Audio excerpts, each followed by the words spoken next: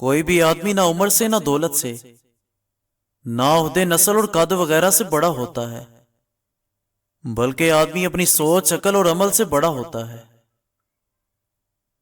عورتوں کو جتنی آزادی ملنی چاہیے وہ تو اسلام دے چکا ہے، اور اب جو مزید یہ آزادی والا ڈرامہ کیا جا رہا ہے وہ صرف بے حیائی اور آوارگی ہے۔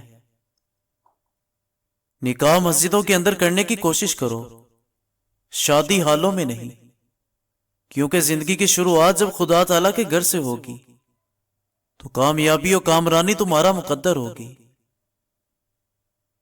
اس معاشرے میں عورتیں اپنے خاوند کو قابو میں رکھنے کے لیے تعویذ گنڈے اور پتہ نہیں کیا کیا کرتی ہیں۔